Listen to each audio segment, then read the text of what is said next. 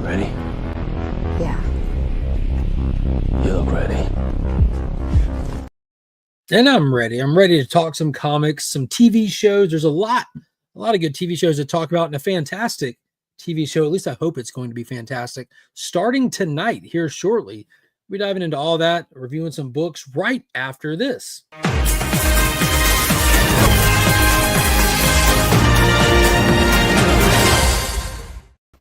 Paul, I gotta say, I when I said right after this, I could see you go this. Right.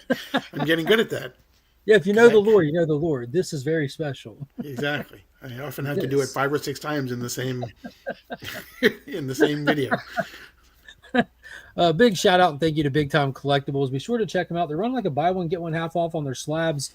Looks like they're getting geared up to go to some cons here soon with tons of signing opportunities.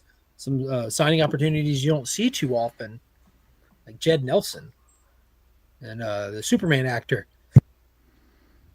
All kinds of stuff. If you need anything cleaned or pressed, submitted, check out. Excuse me, sneezing over here. Check out Justin's comics, linked in the description.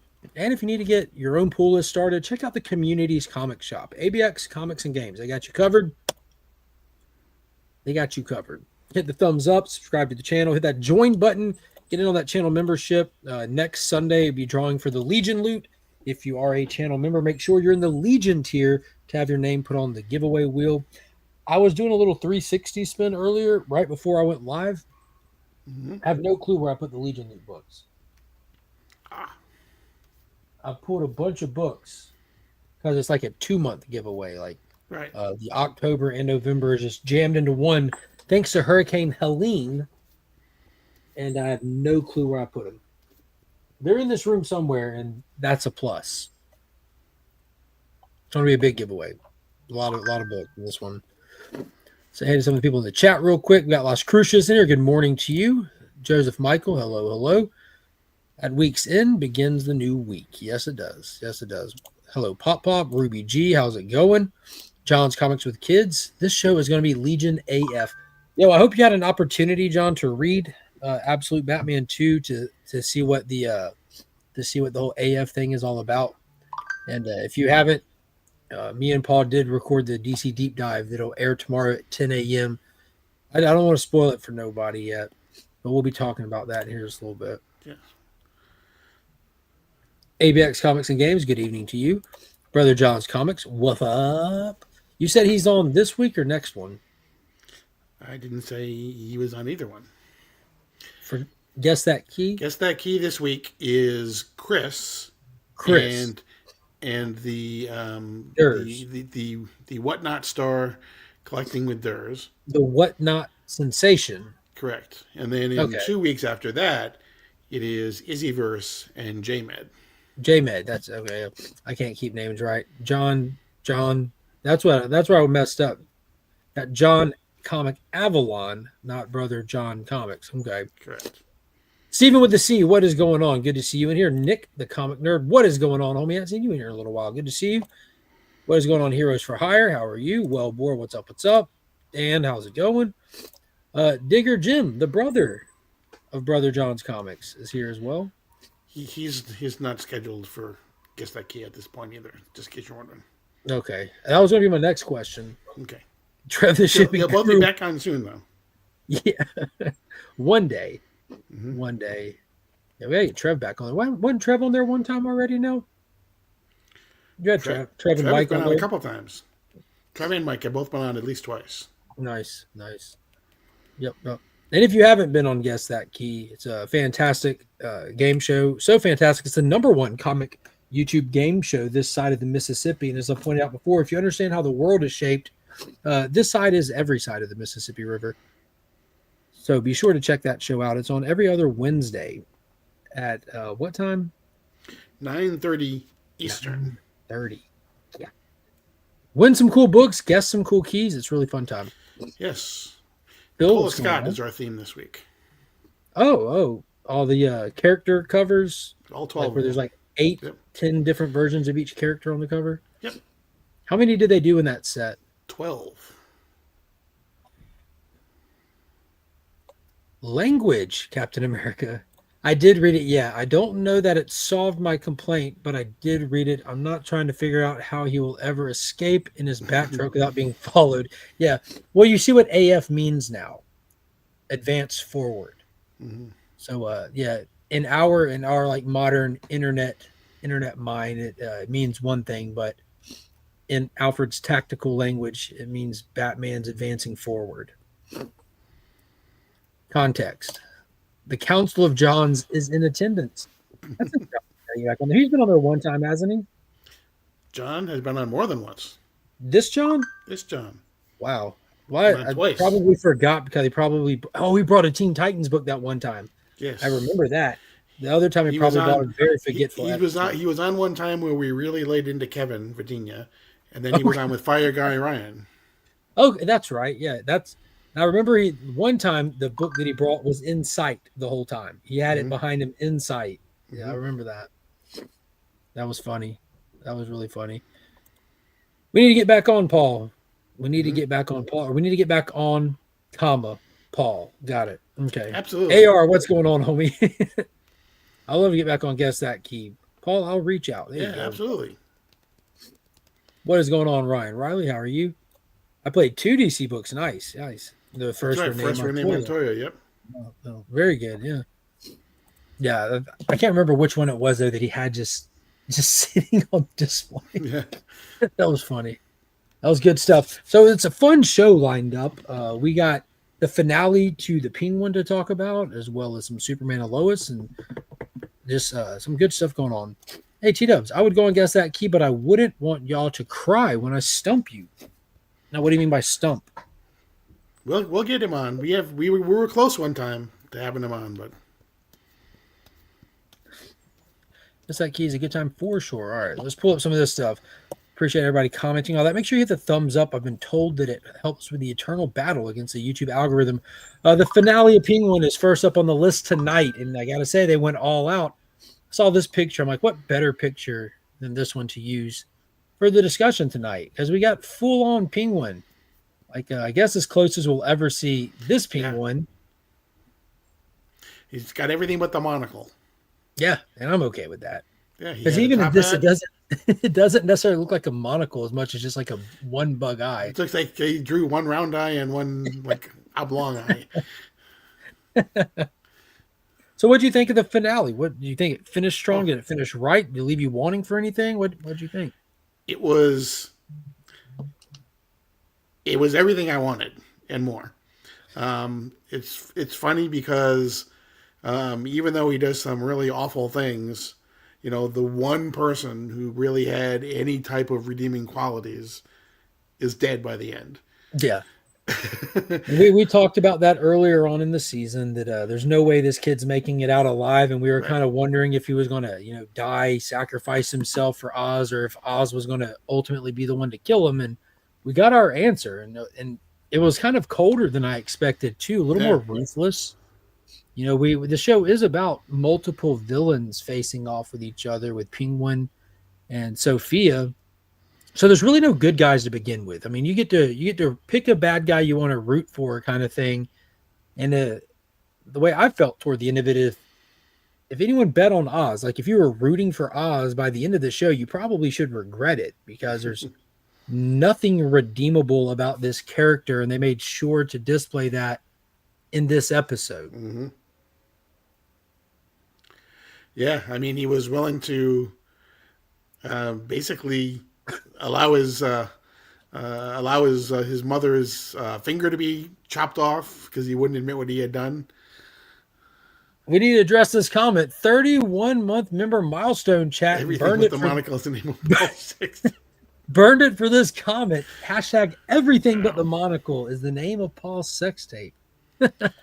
Yeah, and to your point, we got my only reply to that would be John said he would never tell. Yeah.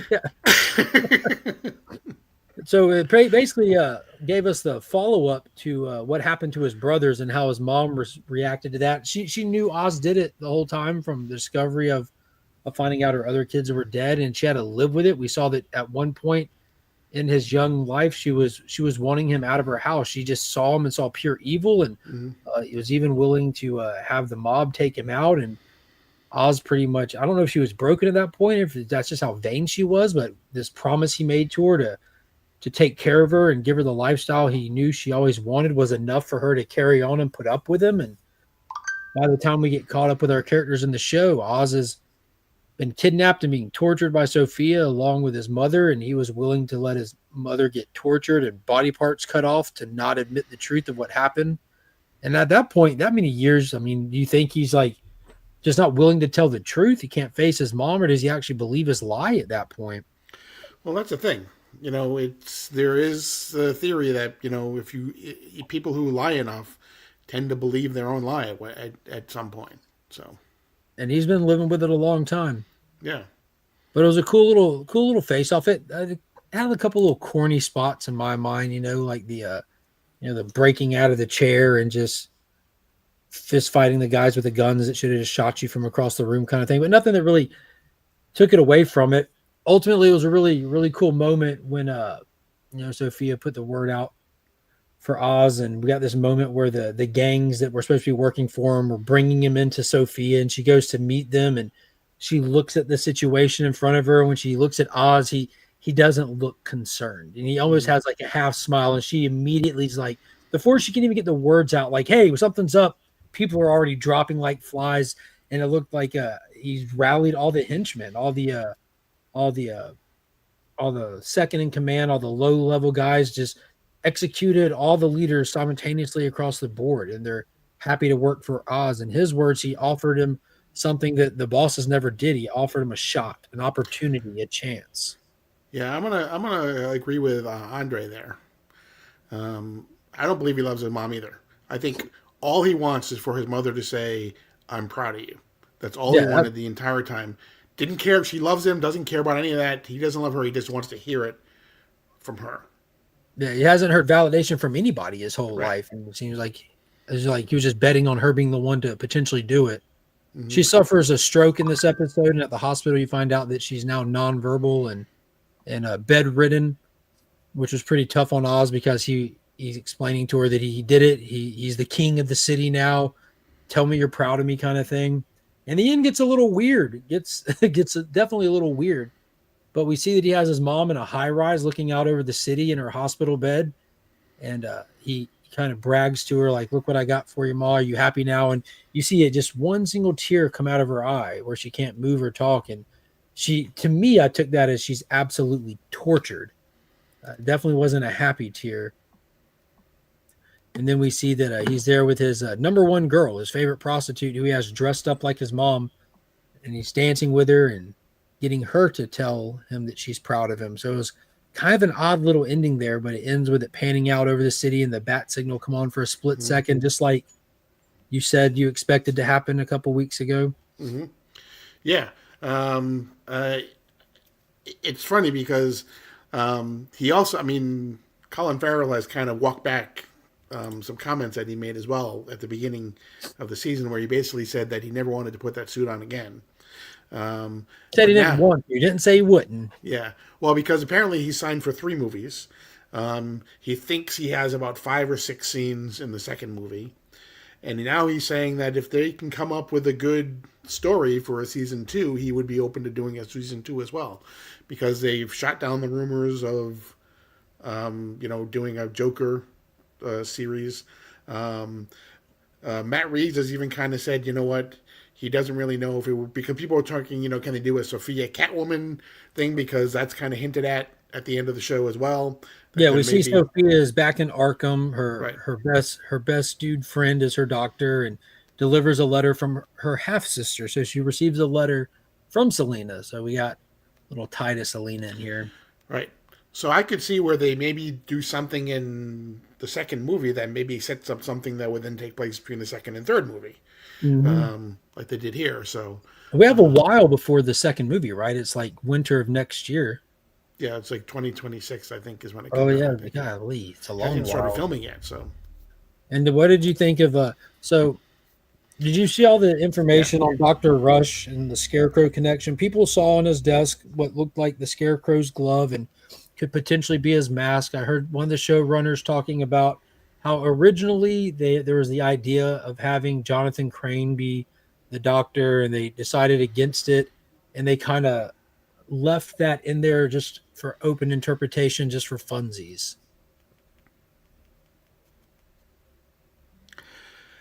Yeah, I think it was kind of, it's you could take it as though is he the scarecrow? I mean, it's supposed to be Jonathan Crane, obviously, right? Or is is that a result of some sort of sessions that he had with Jonathan Crane, and that's how he got them, um, there. So I'm not convinced that he was meant to be the scarecrow. No, no, they did say that they tossed around the idea, but walked Right. it back. So I did like the little. I don't know. You can almost see some comparisons from stuff in actual Batman lore, like the way that they played the Doctor that was actually in the show, leaving the Scarecrow thing out, like falling in love with the patient and Right. kind of going from this medical profession to being a crime doer with her. Felt very Harley Quinn Joker esque, and of, Absolutely. of course the Vic and Penguin relationship felt very Jason Todd and Batman esque. So I feel like there's little nods, little tips to some actual lore there and everything. So I thought that was all pretty fun. What's going on, Random Rips? What's going on, Brian LCS? 22 months. Hop into here. Hope y'all are doing good tonight. But all in all, where would you rate this show as a whole? Because I believe this is like the highest rated show in IMDb history. Or yeah, maybe it was IMDb. It was Yeah, somewhere. and it also, I think it has some of the highest streaming numbers that have been done as well. So, Yeah. um, uh, I mean, I'm a DC guy, so I mean, I've liked it. I like this more than anything I've seen on Disney Plus so far. Yeah. Well, that's because you're not crazy, Paul. Right, that's true. You can take the DC guy thing and just set it on the shelf, and it's kind of undeniable, the quality, the execution, the performances. I mean, you don't see stuff like, and this seems like it's hitting the normies, which you want to see happen. Hmm. Like when something that's niche transcends its own genre and everyone's really enjoying it. And to your point on the numbers, the season finale in the first weekend more than doubled the premiere number. So typically, and when I say typically, I mean most of the time and every time with a Disney Plus show, something airs and has big numbers and it just slowly tapers off all the way. And then you get a little pop added to your finale. This has just been an increasing Hmm. watch the entire time. This is what you want to see with the show. It's a water cooler show. The benefits of releasing weekly, people are talking about it, they're excited about it. The way that it's formatted, it makes you ready for the next episode instantly when one ends. But yeah, I loved it. All in all, I'd probably score it like a 9 out of 10. It gets a little cliche at times, but it doesn't hurt it. The heart attack scene by Maroney in the middle of the fight, that was kind of weird to me, but I don't know. DC Comics lend themselves to go beyond the superhero genre. Yeah, with characters like Batman, it makes it pretty easy too, right? Right. It doesn't take much to ground him. Doesn't take too much to ground him. This fall, before he was a doctor, he was medical resident Hugo Strange.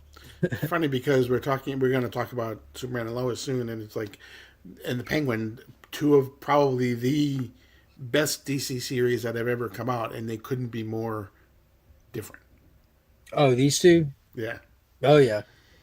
T-Dub says, I didn't think Colin Farrell had it in him. Kudos to the casting director that thought, hey, this skinny little Irish dude would be fantastic under 40 pounds of makeup. Yeah, dude, it's insane. Absolutely insane.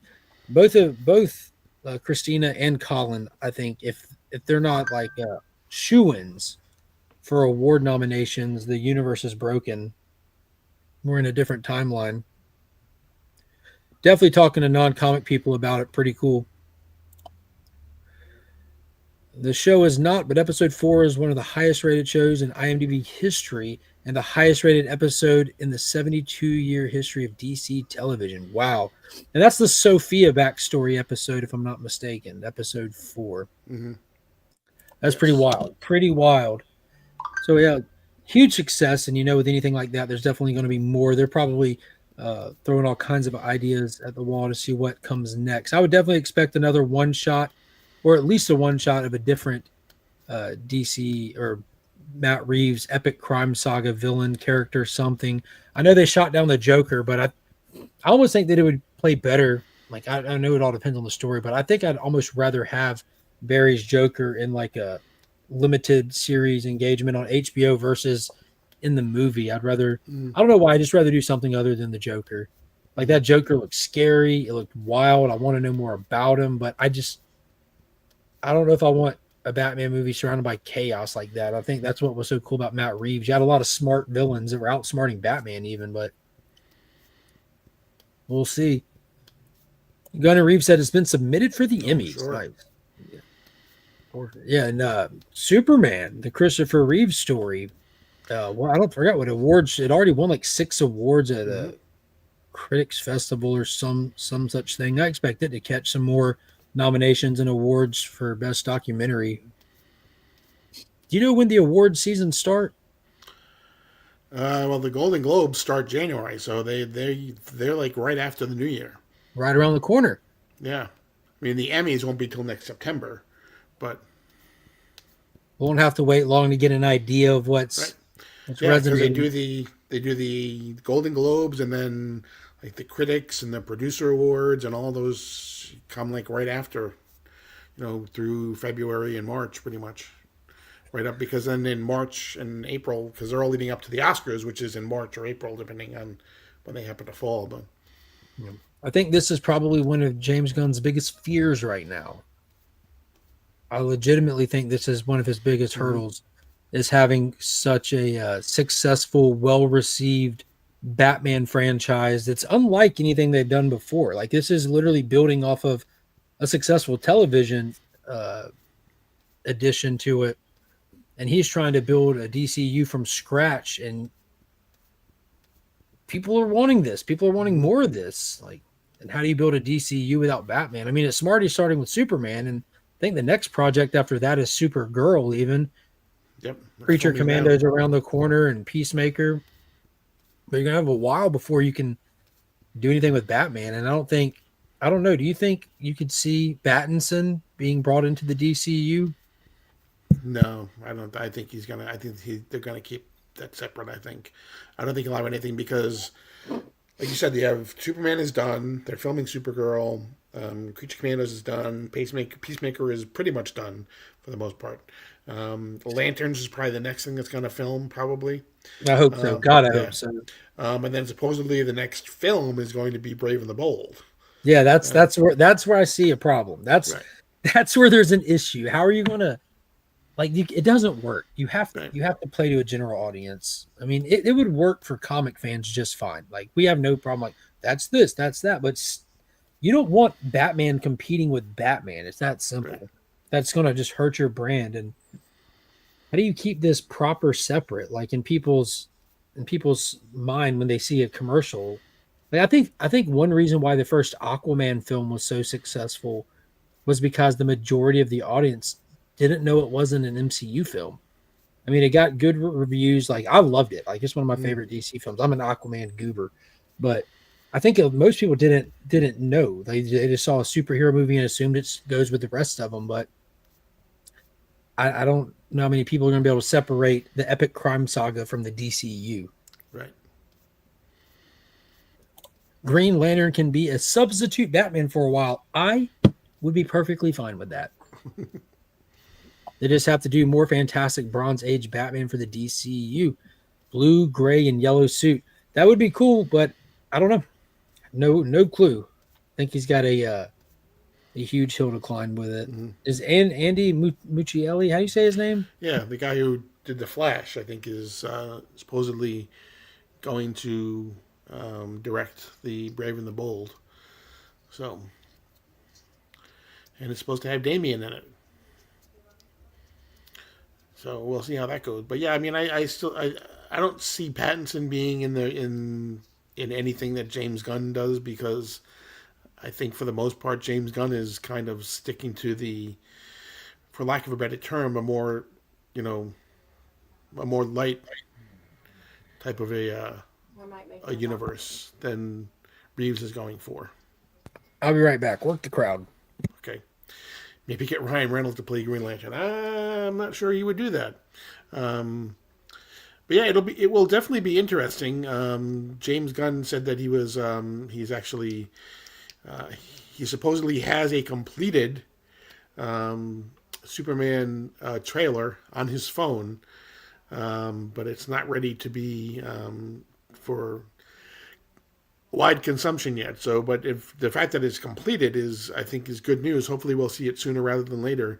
I think at the latest we would probably see it would be the Super Bowl.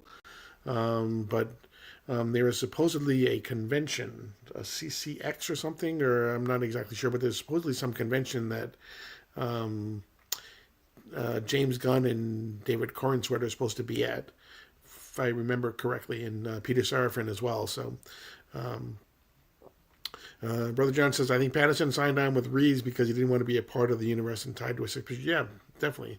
Six-picture deal. But that's another good reason, too, because Gunn is committed to not only is this the picture deal, but also he's committed as much as possible to having the same actors, whether it's animated or whatever, or in games or whatever. And I don't see Pattinson doing that either. So they definitely would have to, I would think, would have to cast someone else for Batman, because I just don't see Pattinson doing animation or games either. So, speaking of games, there's a new Batman game that just came out. Supposedly, it's on the on Quest, I believe, the Quest VR. I think. I don't know if any of you have seen it, but it looks pretty good. If you happen to have any of the VR sets set up for that. So there can be more than one Batman. Taylor's right.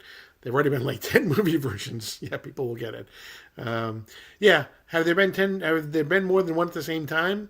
I guess there have. So back in the 70s, I know there was Batman that was part of the Super Friends, and there was also the New Adventures of Batman at the same time. Two different channels, two different Batmans. Adam West was one, the guy who was famous for being Batman in Super Friends was in the other one in the early 70s. So so there definitely can be two Batmans at the same time. So there's nothing that says that there can't be. So I don't think there have been two live action Batmans at the same time though. So look, he's back. Yeah, Finn's got like a cold, congestion stuff. Making sure he was good. Batman live action. When was the last time you seen Batman on television in live action? It wasn't Batman. It was Bruce Wayne, and that was probably the Titans. Probably the last time we had a live action Bruce Wayne. In the Gotham series, they got like one shot of him. They've kind of protected Batman for some reason. Like you get a lot of TV Superman, but not a lot of Batman. And speaking of TV Superman, yes, that's not it. That's not it. That one Yes, pops at 1966. Yeah, exactly. Yeah, I just want to before we get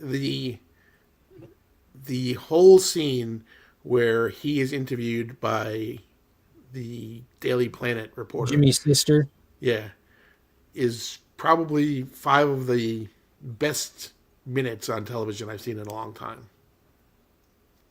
The interview? Yeah. What made you feel that? I just felt it was, and it was, I think I said this before, sometimes there's just a single sentence or a single line or whatever whether it's in a comic book or whether it's in a show or whatever, that to me just kind of stands out and kind of makes can make the entire show, can make that episode, can make, when Superman said, or Clark Kent said, when I knew I had to come out was when I made good people start to believe that there was something wrong. Oh, that was pretty good. It's like that is the essence of Superman. Yeah, he had to do everything to try to protect his family, but to me, when he said that was when he knew he had to come out, because good people were starting to doubt themselves. Mm-hmm. That's when, Yeah, that is a pretty powerful statement. It kind of speaks to the character of him. This episode was phenomenal. This quite possibly was my favorite episode that I've seen out of all 4 seasons. Mm-hmm. And we've talked about it numerous times how this show has the ability to take something that's been done in a Superman comic, the story that's been told, and they tell it in their version for this show. And this episode, specifically season 4, episode 7 from this week, is Superman taking the glasses off and revealing that he's Clark Kent. What's different with that in this show is this is old man Superman. This is the farthest in the timeline that we've really spent with Superman. He has 2 kids. They're both grown, about out of high school. He's got a wife. They moved back home to the farm. They were living in Smallville the whole time. There's a complete different dynamic between trying to have a secret identity in a city full of millions of people and have a secret identity in a small town where everybody knows you and you know everybody. Mm-hmm. And it was really cool because they did the format of this episode like we did episodes 2 and 3, where as we progress through the episode, we're constantly cutting to flashbacks that are kind of building the importance of the episode. We did it with Lois's dad's episode and their dynamic and stuff, and we did it again here. And in this one, the flashbacks are building into the importance of Clark's secret and what it's cost him over the years. And the flashback show us him working at the Daily Planet. We get introduced to the Jimmy Olsen for the first time. We get to see Jimmy Olsen and Superman and Lois for the first time, and Clark attempting to be a good friend and participate in the work softball team and how it put a strain between Jimmy and him. And at one point, Jimmy even calls him out, like not in front of people, but Jimmy figures it out. Like, you're missing these games. And whenever you do, Superman's always busy. Like, it's you're him. And you can see how much it hurt Clark to protect this secret. And in the small town of Smallville, the secret's kind of slowly getting out.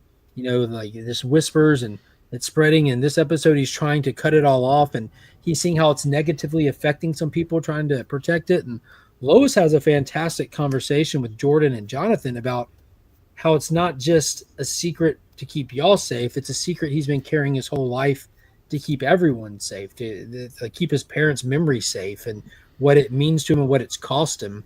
And it put so much weight on it.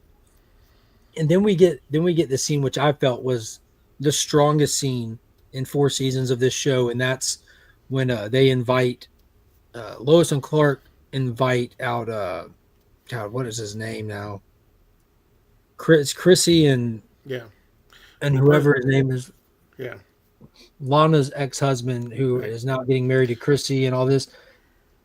They're sitting there at the diner, and Jonathan's girlfriend's dad walks in. He's a real life POS, and he walks in calling Clark out. I know your secret. I can't believe you ran me out of town, and you're just a liar, this and that. And he pulls a gun, and Clark's trying to calm him down, and he pulls the trigger, and when he pulls the trigger, it goes silent. Mm-hmm. And when it goes in, everything's moving in super slow motion except for Clark, who's like a world is coming down around him, and it's not even his choice anymore. You know, he looks around, he looks at Lois, and he looks at this guy who is willing to risk his freedom over this secret that he knows. And Clark just takes his glasses off, and you get this shot of him just setting the glasses down by Lois. And it hit me. I don't know why. That was such a strong moment when he set those glasses down, and then he just grabs his shirt and he opens it up, and the S is in there, and you see the bullet crush on the S, and as it hits the floor, the camera comes back up, and he's full on Superman at that point. And you can hear a pin drop, and not Chuck, definitely not Chuck, immediately stands up, having already known Clark's secret, says, "I got this," and he goes and. You know, everyone's jaw's on the floor, but it was just such a moment. You know, we've seen Clark tell his secret a couple times now in comics, tell Lois who he is, this and that, but it was just something, that whole scene, the way it was presented, the weight that you could see him feeling in that moment, it was wild. It was crazy. I'm just no clue where they're going to go from here. Yeah, and maybe Clark revealing his secret to the world is that reference that the president of the CW said, where, we're going to end the series where no live action Superman has ever gone before. Maybe that's what he meant. There it is. That's weird. I forgot that name. My bad. No live action Superman's ever done this before. No live action Superman has ever fought Lex in the battle suit either. Mm-hmm. Right. And that's still coming. How many episodes do we have in this series? Three This more to season? go. 3 more to go. God. And I don't remember who I was talking to this whole time, between season 3, that epic cliffhanger fighting Doomsday on the moon and everything. I've been saying it, like, I'm fine with the show ending at season 4. It's been phenomenal the whole way, exceeding all expectations, surprising me every single episode. And I like the idea of going in knowing this is the end. We're writing the finale. We can give you a proper finale and not leave you hanging and stuff. I'm fine with that. And then we have this episode, and I'm like, I don't want this show to end all of a sudden. I need so much more than 3 episodes. Yeah, it is far and away, I think, one of the best television shows currently running on television. Yeah, it's insane. It exceeds its own limitations, Right. budget and all that stuff. Where it's not an HBO show, so it's Yeah. almost like starting from a handicap. You could compare it to Penguin, but you put that handicap into play pound for pound. I would pick this show 10 out of 10 times over the Penguin. Yeah, and seeing the toll that keeping the secret was taking on his 2 kids as well was just incredible. Yeah, they're troopers, man. And speaking of them, we talked about it last week or so, the potential reveal of the Super Sons wearing suits. You still think it's going to happen? I don't know that we'll get the suits. I think that they're going to take over for Clark. I think Clark's going to retire, and they're going to take over for Clark because I think what's going to happen is they're going to somehow find out that the human part of his heart, can't take it anymore, and so he has to retire. 100% of the time, Pops. 100% of the time. So I was talking to Jim about this. There's 2 ways that this can go, and you can have them suit up in a big epic final battle, or you can have like the retiring of Clark and the passing of the torch and just like an epilogue moment, like to finish the show off with them. Super hearing kicks in, quick, change clothes. They're there in the suits and they take off to continue the legacy. Either way, I want to see him in a super suit. Yeah. See, I think Superman's going to take on Lex.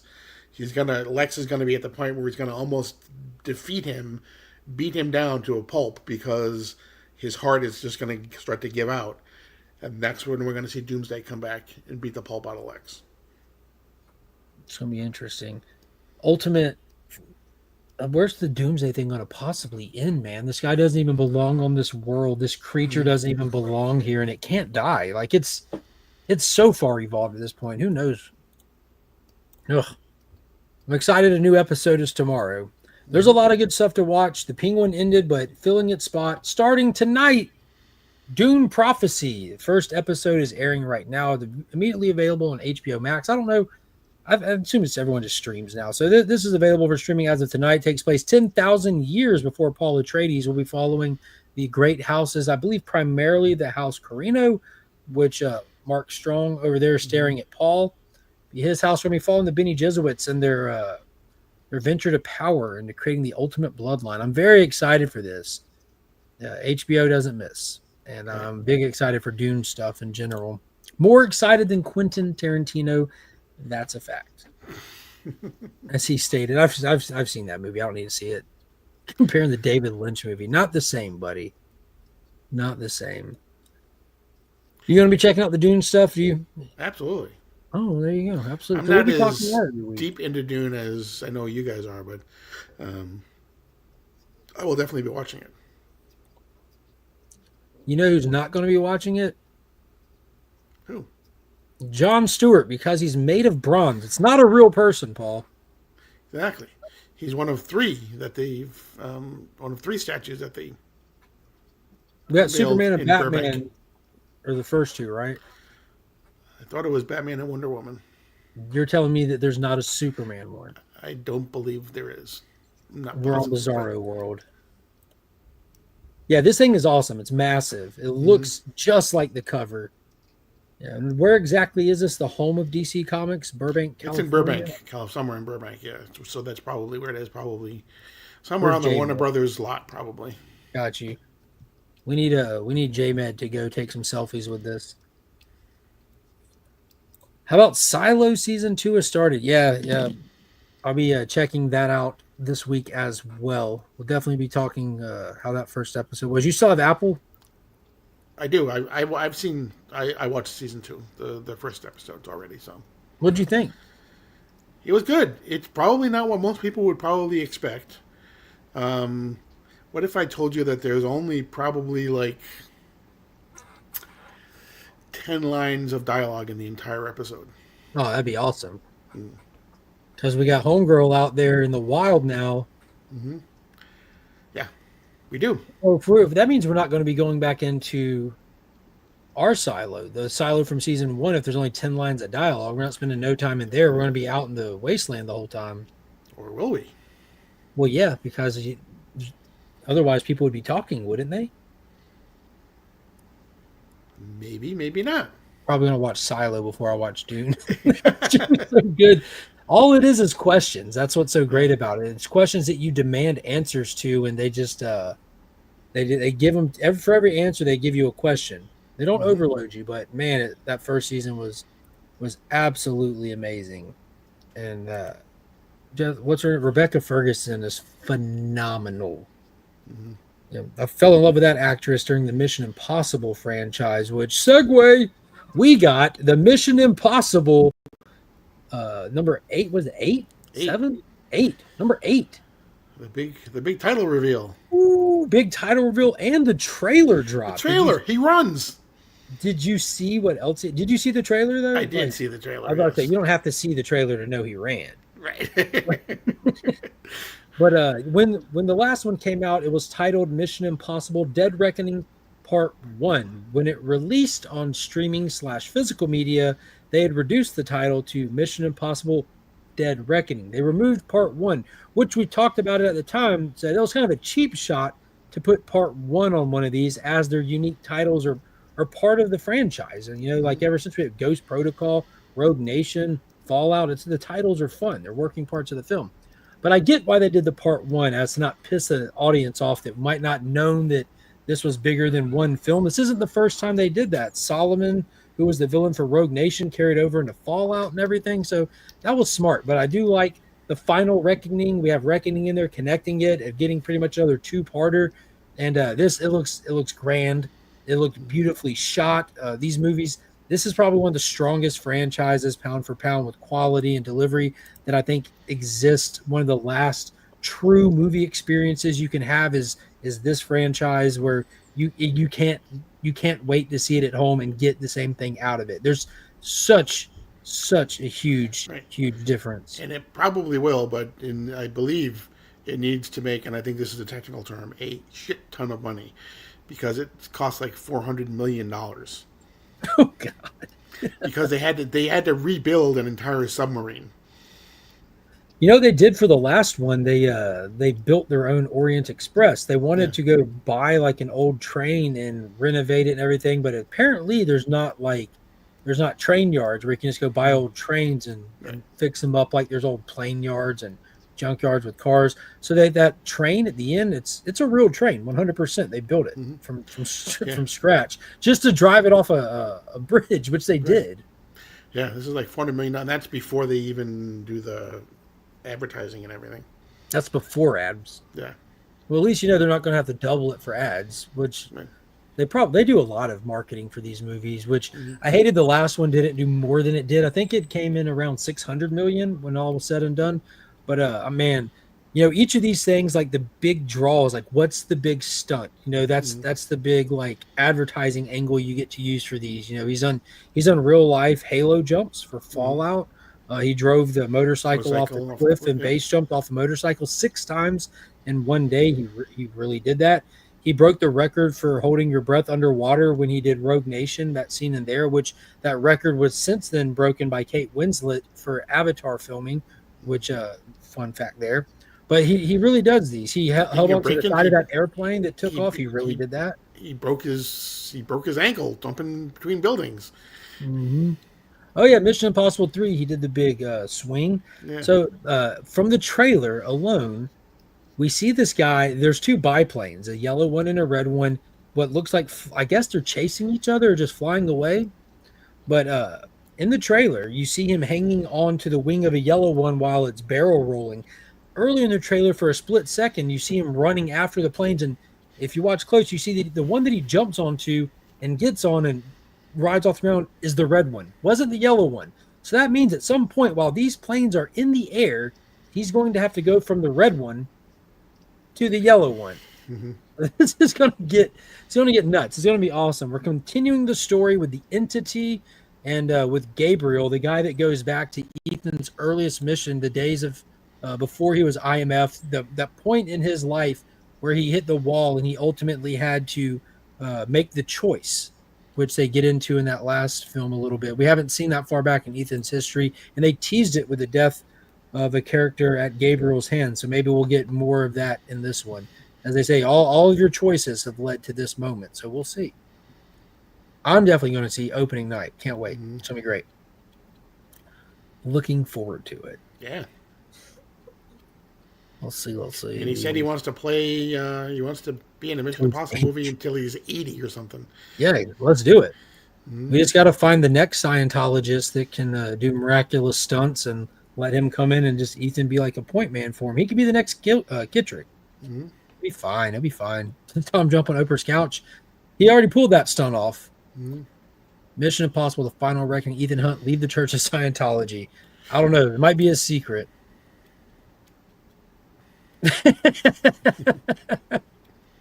He's trying to compete with Jackie Chan.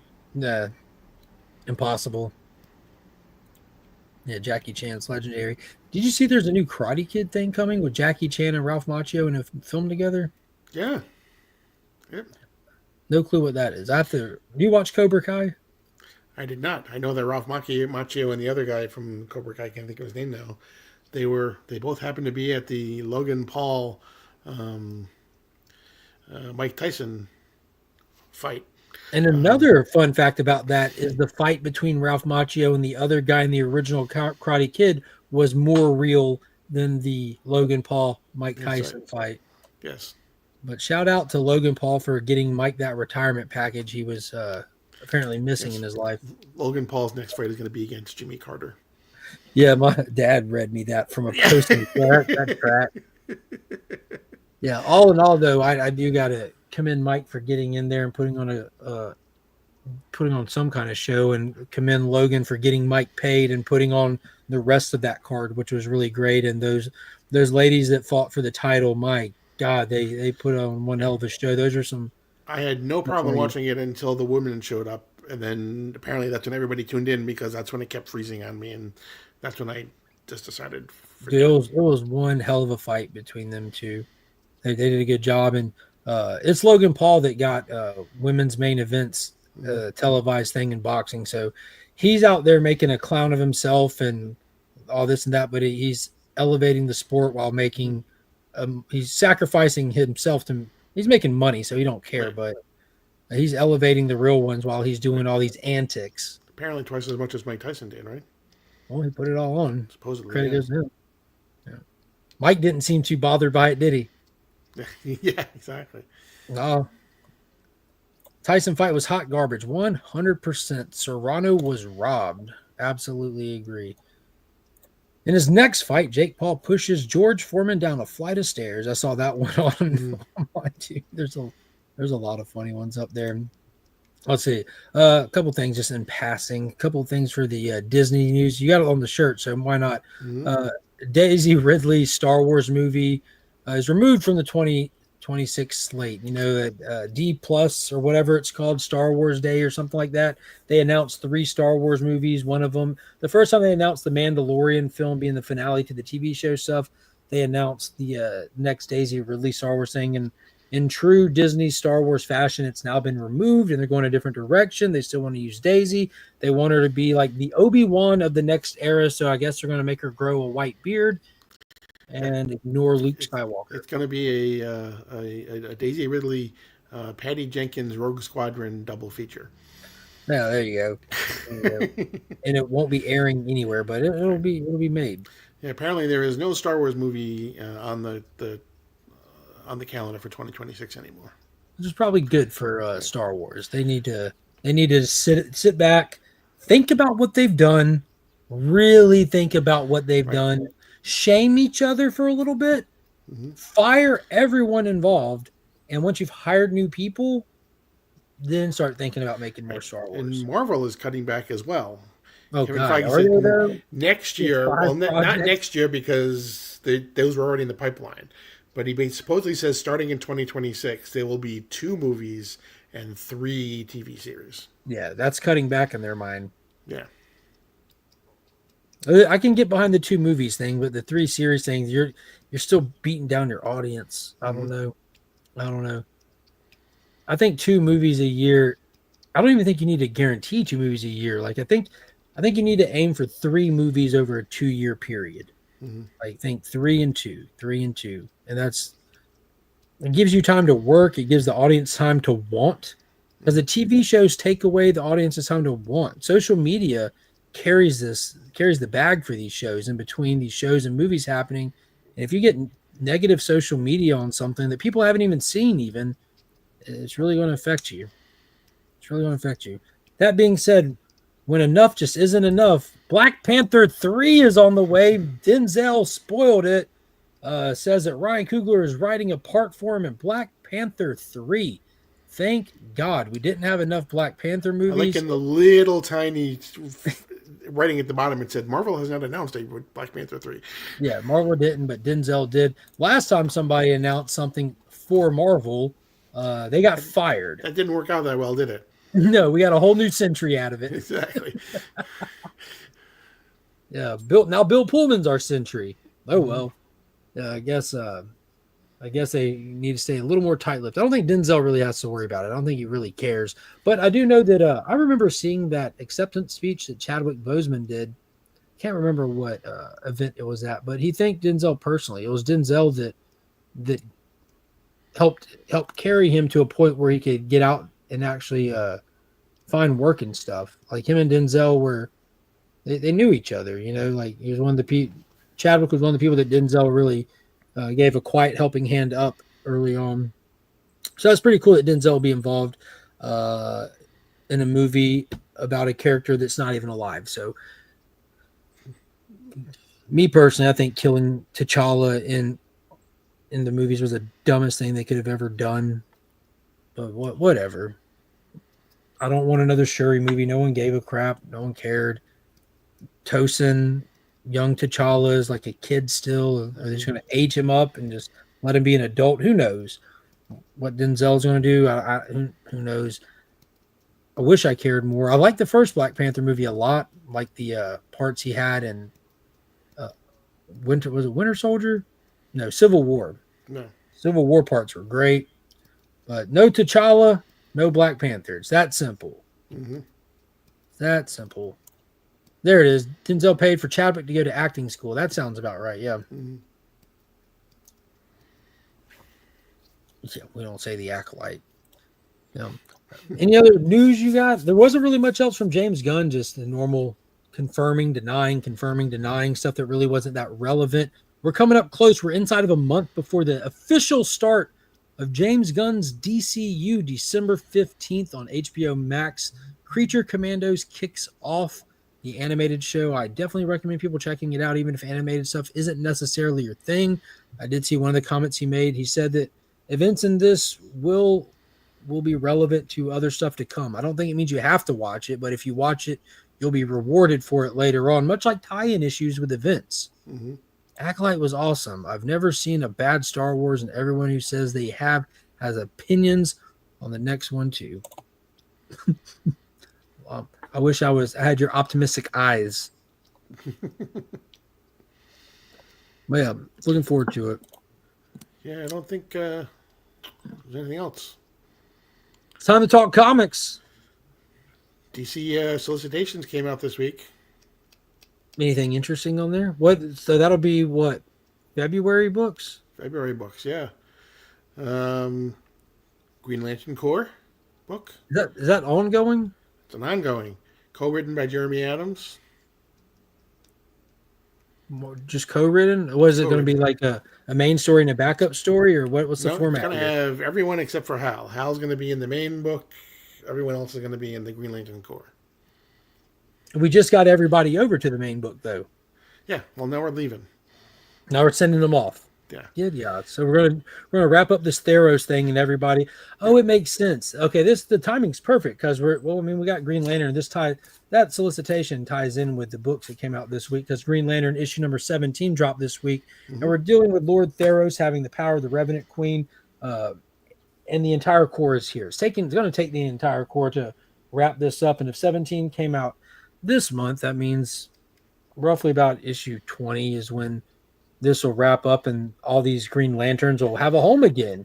Yeah, The it's batteries are supposed to shut come down. out of. It's supposed to somehow spin out of the fractured spectrum story.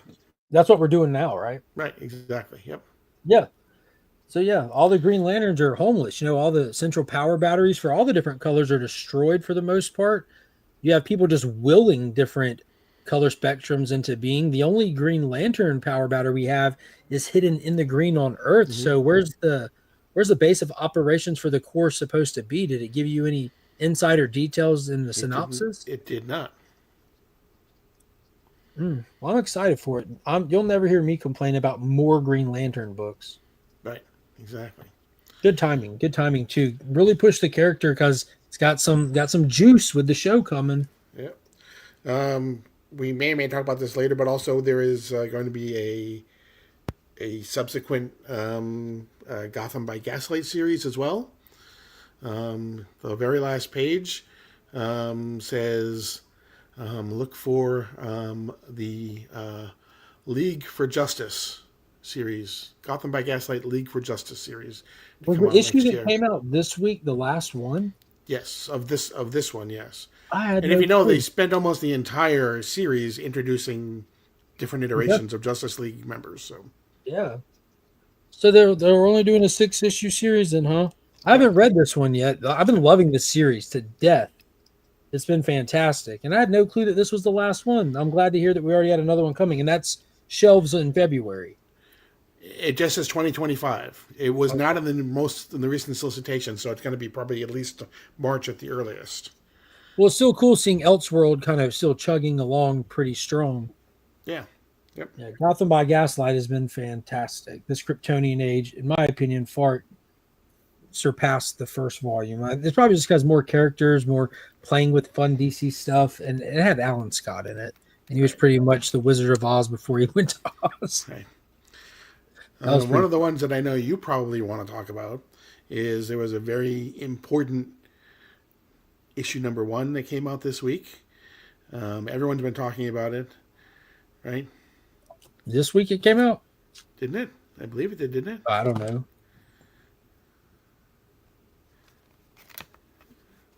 I was kind of actually setting up a joke, but I was thinking you're talking about G.I. Joe, but I was going to put up Black Lantern. I had it here. I'm like, is it G.I. Joe? I haven't read it yet. That's why, dude. I completely missed adding this to my pool list. I was late getting to the shop to get my books, and this was the last cover they had. I hadn't even had a chance to read it yet. Tell me about Black Lightning, though, because the synopsis for that book kind of ran me off from that book, to be honest with you.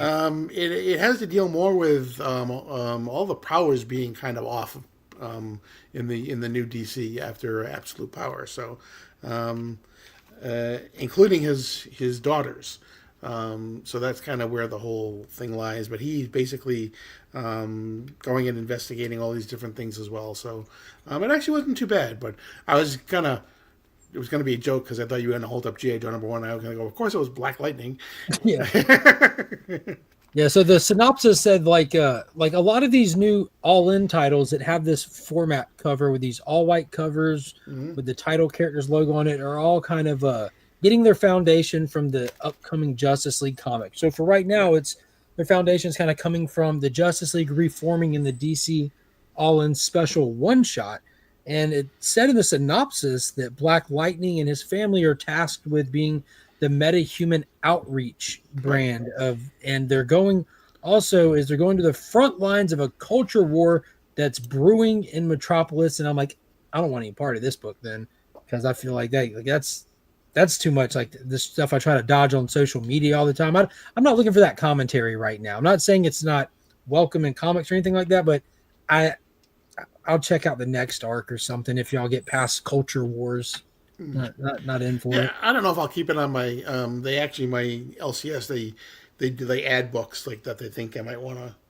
Does it have a DC bullet? Add it. Exactly, yeah. And then they said, like, do you want to continue? And I'm like, let me read the first issue first, and I'll tell you whether or not I want to actually add it. And I probably will. Who's writing it? Brandon Thomas, I think his name is. Yeah, that's Brandon the dude who Thomas. Did he do Suicide Squad that last run during the Infinite Frontier era? Yeah.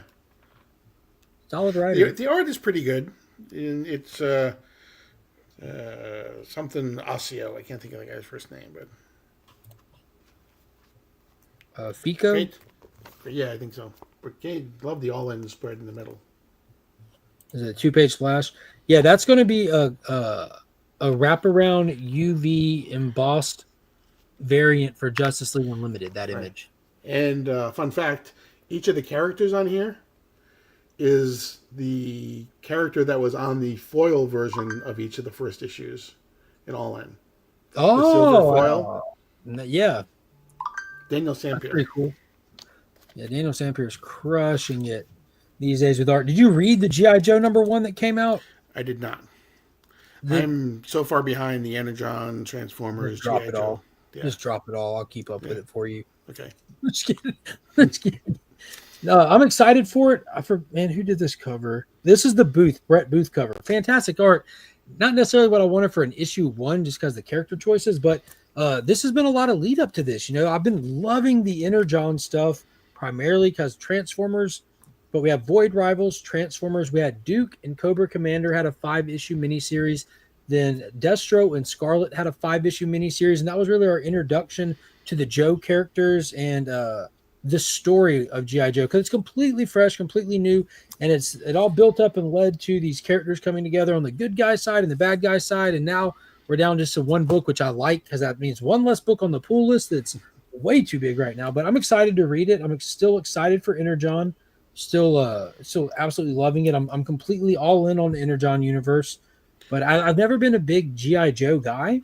That's Joshua Williamson too, right? Isn't it? Yeah, so that he's spearheading the Energon stuff. I mean the G.I. Joe stuff for Energon. So it's been fantastic in that sense. Dan Waters did Destro. Mm-hmm. Like it's a lot of DC talent that's doing the Energon stuff. So it makes sense why it's so good. It makes sense why Energon is killing it, because they're like, we need good writers. Where do we find them? Oh, they're over at DC. See if they're not busy. But I'm excited to see how it goes. My biggest excitement is to see how it really ties into Transformers. Ultimately, it seems like the biggest thing is all the G.I. Joe characters are they found an energy source to kind of power their advanced futuristic style weapons, vehicles, and stuff. And it's just Energon. Yeah. Pops, I think G.I. Joe is going to be a second book called G.I. Joe Real American Hero. I think, right? That Larry Hama's going to write. Yeah, that never stopped. When Transformers first started at Image, the same week the same month Transformers #1 came out, which we're up to like number 14 or something now. G.I. Joe issue number 301 came out, which the final issue at, what was it, IDW? I think so, yeah. Yeah, the final issue at IDW was issue 300, so 301 was the first issue at Image. So Image continued the regular Real American Hero, like he said, with Larry, but this is the Energon stuff. Yeah. Pops met Larry and took a book to get signed for me. Oh, nice. And he chit-chatted with Larry to the point of Larry saying, don't worry about it. You don't have to pay. It's like $20 a signature, but he's just like, you're good, Russ. You're good. Duke was a 7 out of 10, Cobra Commander 6 out of 10, Destro 6 out of 10, Scarlet 3 out of 10. This isn't the G.I. Joe I want to read about. Yeah, that's why I think most people are enjoying so much about it, is it's this new take on G.I. Joe. It's this new take on Transformers. I think that's that breath of fresh air, that revamp. This is like the new 52 of G.I. Joe and Transformers. They start from scratch and come at it from a different direction. For me, I think that Cobra Commander might have been my favorite one out of them so far. Duke was really good. It felt like reading a Rick Flag comic. But Transformers is the best Energon book in my opinion so far. But again, I'm not the GI Joe fan before all this. Like I like the live action movies that are super cheesy. I like the old cartoon movie from the '80s. Played with some of the toys. Just wasn't really my fandom. So this is really me diving in with this stuff. A lot of people are digging it though. Sales numbers seem pretty good on it.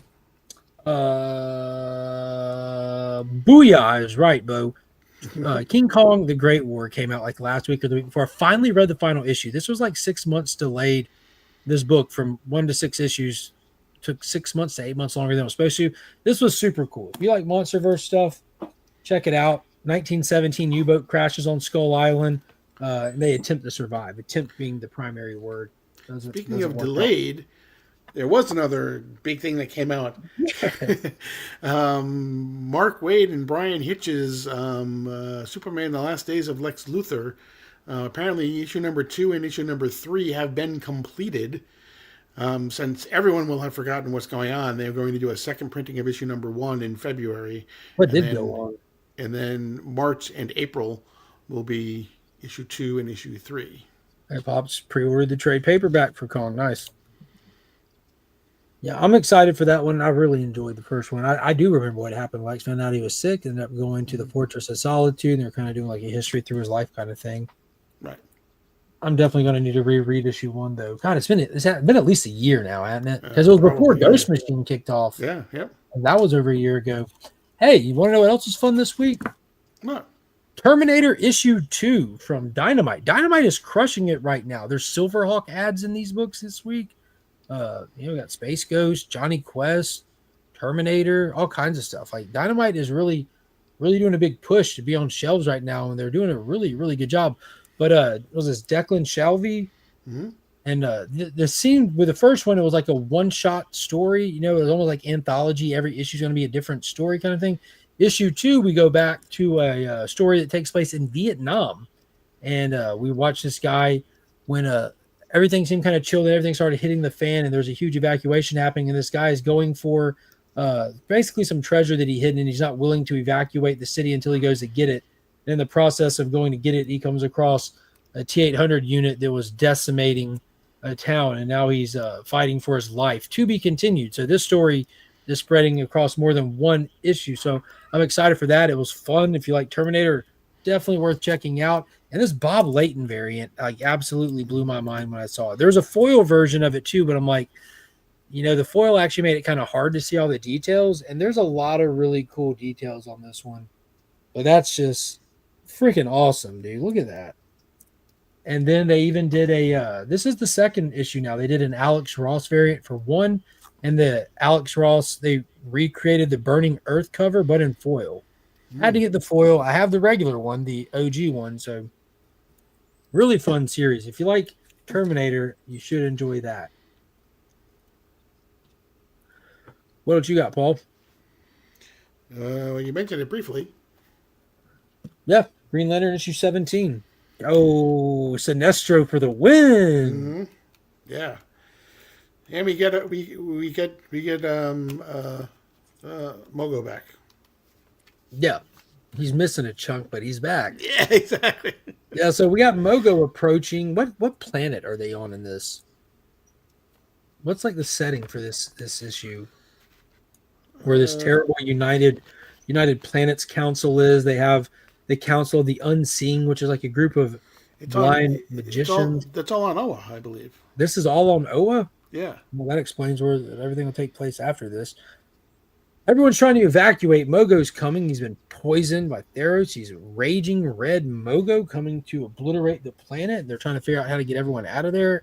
Alan Scott goes at it again with the Unseen. The Starheart is something that they just ain't ready for. Mm-hmm. They got the green willpower spectrum on lock, but that Starheart is a wild cookie for them. So it's fun watching that.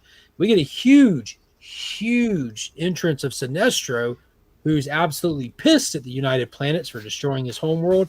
And out of left field at the right time, he comes flying into like orbit, raging red, and he Superman punches Mogo to the point of knocking the stupid out of him. And basically knocking him back to green. Big chunk off of him.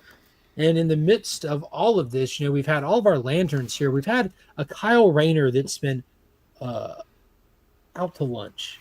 He's been burdened by what has been, to the point where he's like not even able to really do anything. He just sits and cowers in his emotions, but something sets him off, and he has a moment at the end of this one, and he goes full on, wits back to him, focus, and he goes full on White Lantern. And he takes off. And what does he fly into the middle of? He flies in the middle of something. Was it a portal?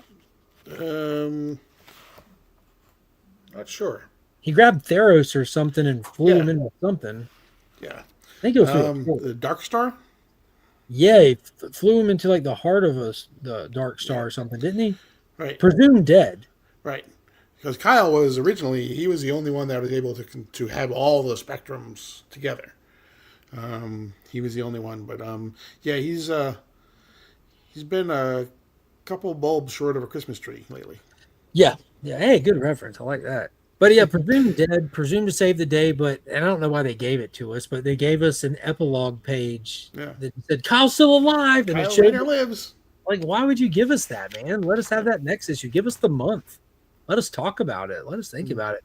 But yeah, Kyle's full on back. McFarlane, make a toy. Hurry up. Yeah, it was really good. It seems like every issue for the past few issues felt like they could be like story arc finales. They're so grand in scale. Mm-hmm. Yes, he's pictured on the cover of the Green Lantern Corps. So all of them. We also have the girl from. She has a name. Yeah, I can't think of her name now. And it's not Arissa? Kyle, I know that. Arissa. No, it's not Arissa. No. We're not allowed to say that anymore. We're not allowed to use her name.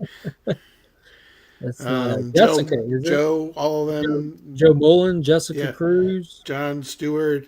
Hal. Simon Baz. Hal is not on the cover of the Green Lantern Corps. I tried. Guy Gardner. Kilowog. Front and center. I don't recall seeing Kilowog on the cover of it. Nort. No. We're getting in the weeds here. They're all the only the humanoid Green Lanterns are on the cover. Okay, they're being speciest. I get it. Exactly. What is up, Bearsy boy? Penguin was pure cinema. Enjoy the night, legends. ABX, ABX, ABX. Appreciate you, homie. See you Wednesday, my guy. Yeah. But yeah, there was another big finale book that came out this week, and was it Mark Russell and Mike Allred's Batman Dark Age #6. Did you read this? Was that this week or was that last week? That was this week. Dude, this was something special. Let me see that cover. It's Bill Sienkiewicz. Looks like a little quiet homage there. Detective 27 homage. Yeah. That's pretty cool. Pretty cool. What do you think of this? Like, we got a kind of a more fast-paced issue here. It kind of runs through the rest of Batman's life, catching us up to like the nursing home thing. We get to see that he actually retired out with Selena, adopted a kid, and moved his legacy on the Nightwing. Got the Joker pushing him around. And there's a reason for that too. Like, and we know from reading Superman Space Age that this world, the DC Age universe, ends with Crisis. Crisis destroyed it. We saw it happen in Superman, and we just went back in time and watched Batman's story up into it. We don't relive the Crisis event. We kind of gloss over it. We do see Brainiac is coming, and they play things a little differently. Pariah has a little bit of a role to play in how they approach it differently here. And Superman makes a play, and it turns out that it was pretty smart. He pulled the Bottle City of Kandor move on Metropolis and saved as many people as he could. That's one thing about this DC Age book. They survive in a sense, but it's not the win you would expect. It's not the win that you'd be proud of. But I feel like we're kind of building on our wins now. Like with what we saw at the end of Superman Space Age, this ending kind of pairs with it. Now we have a whole city that was saved. We're like, we run into this crisis and we do a little better than last time. And Mark Russell was on a live stream this past Thursday, and I was able to ask him a question. And he did confirm on that live stream that Wonder Woman Golden Age is coming next. And ultimately, it looks like these solo character books are going to culminate ultimately in a crisis age event story of a sort where maybe they actually finally win in the end kind of thing. But they're super interesting. Such a unique take on these characters. The artwork is just perfectly matched, but they're wild. These are really wild books. Yeah, Mike Allred is definitely. I mean, definitely has a different take on his. I mean, he has very, very thick lines and very detailed lines and everything, and it's definitely different than probably a lot of stuff that you've seen if you've never seen the Mike Allred I comic. want to get an Aquaman Moist Age book. That would be dope. I don't think we're going to get it. Plastic Man, the stretchy age. The stretchy age. The elastic age. Oh, man. But yeah, it was really good. Now that all 6 issues are out, that is the complete story. They did Superman in 100, was it 80 or 100 They're page like 100 issue? pages. Yeah. Yeah, so for Batman, they changed the format up as to not run people off as much, with those $10 price tags. So Wonder Woman, Still had a huge gap though between issue 5 and issue 6. There was took a yeah, long time for the it felt like it did, didn't it? Like 2 months, huh? at Maybe least. longer. But Wonder Woman Golden Age looks like it's gonna have the same format as the Batman one did with the 6 individual issues. Another good one that came out this weekend, a finale as well, was Godzilla Here There Be Dragons. This is the second volume called Son of Giants. This was phenomenal.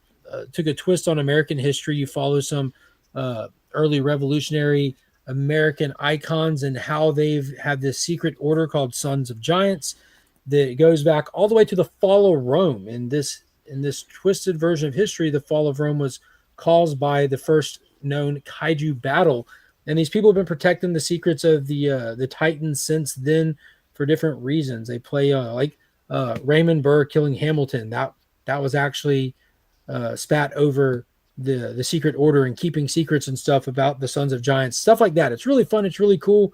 And the story really carries it more than just like wordless monster battles.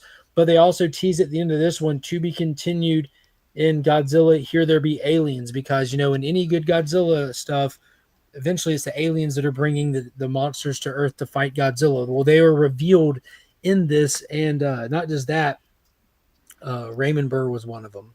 I'm like, yo, that was pretty clever. Pretty clever. But you get a massive tease at the end with Mecha Godzilla, Gigan, and more in the big to be continued. I'm excited. I hope Inaki Miranda, and was it something Thierry? Maybe? I don't know. Someone writing it, last name of Thierry. Frank Thierry or something like that? Sound familiar? Frank Thierry, yeah. Yeah, he's writing. He does a phenomenal job. Yep. Story really carries it, and the art is just fantastic. So He wrote some Poison Ivy books, like series. nice. What you got, Paul? Actually, not Poison Ivy, Harley Quinn. Sorry. See if I can read Paul's mind. And I can. Success. We get a milestone issue We do. because they say it 175. is. Yeah, 175. Everything's a milestone now. I'm not reading the backup stories in these, by the way. All right. Spoiler. Perry White becomes mayor. Oh, he won the election, huh? Mm-hmm. Go Perry. Good job, buddy. Now to flip through this, see what's going on. Okay, this is where we're back on Krypton. Dealing. Yeah, this is the Phantom story, still rocking and rolling. Despite the milestone issue, Clark got thrown out of the Phantom Zone by Aether in the last issue. Through a time hole, caught himself and actually bailed out of the little falling into the Phantom Zone on Krypton circa forever ago when he was still a baby. So now he's having to work with his mom and dad to try to find a way to recharge his little solar bands, because on Krypton with the red sun, he's not got any ability, and he's getting to see how crazy the Science Council was. And he also kind of gets exonerate his father a little bit in this issue. He always assumed his dad invented the Phantom Zone projector as a way to imprison bad people and always thought the ethics of it were questionable.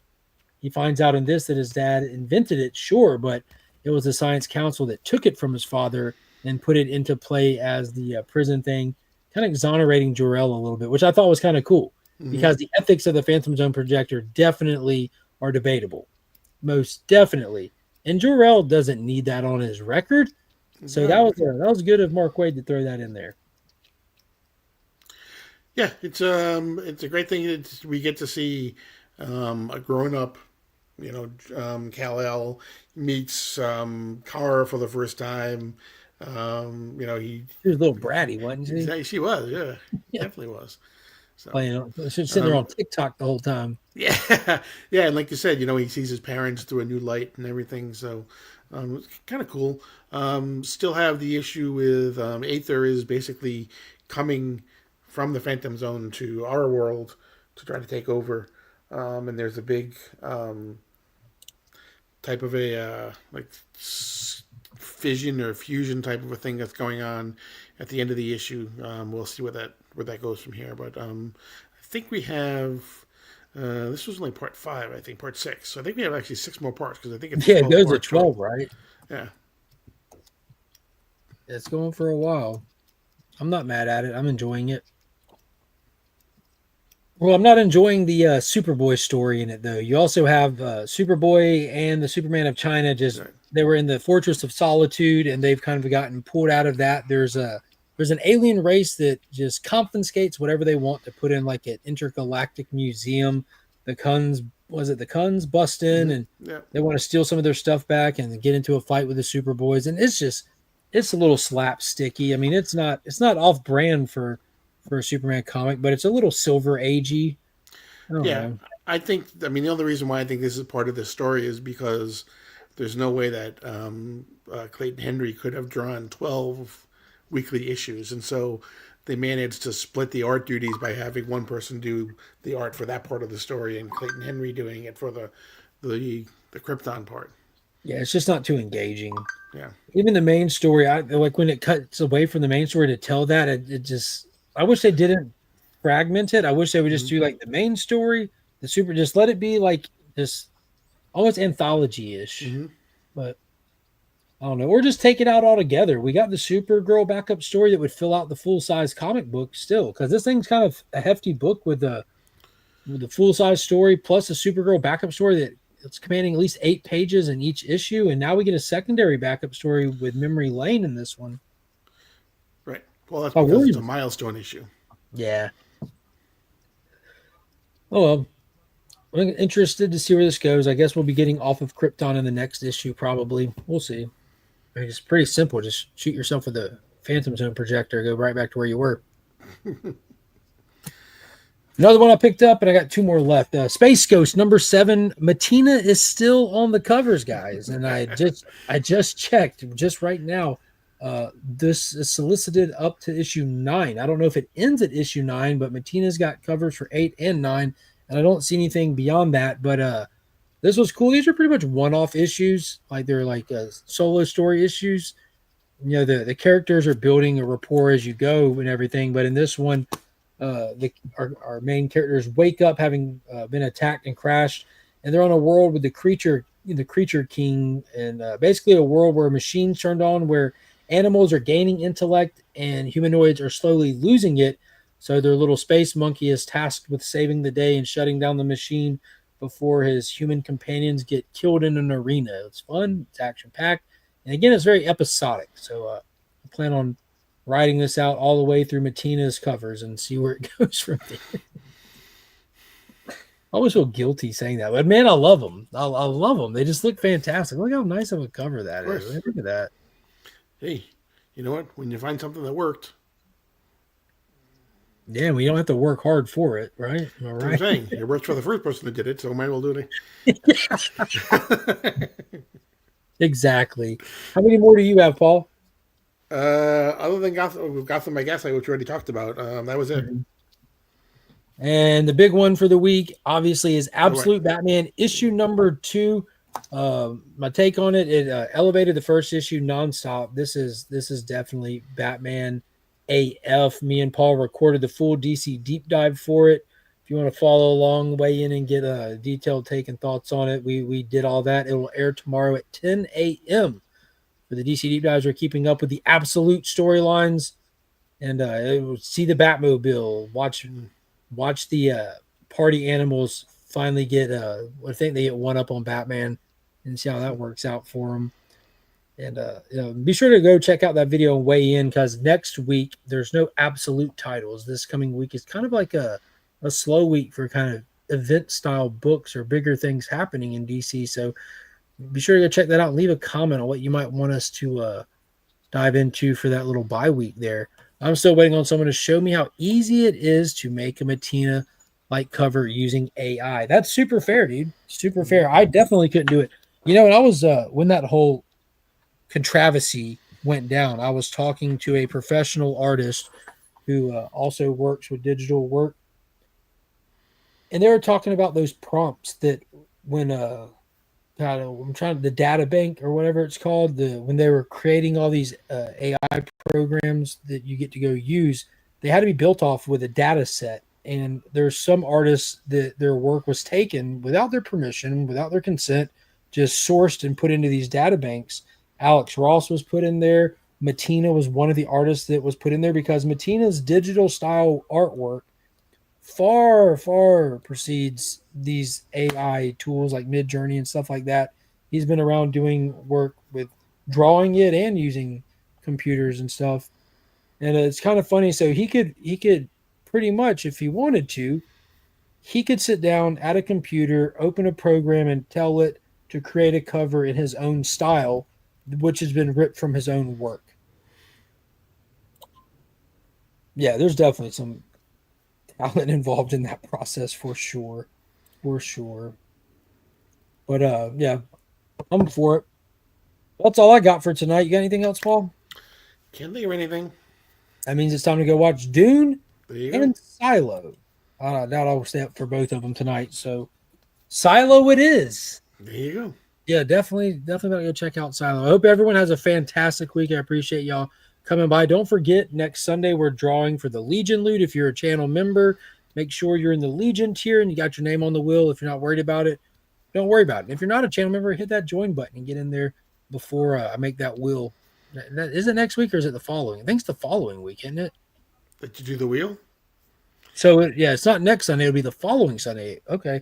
Yeah, it'll be December 1st. December 1st. Yeah. That's good. That gives me another week to find him. Yeah. Yeah. Silo season 2 started out strong. Paul said he hated it because there wasn't enough talking. I did not say I hated it. I know.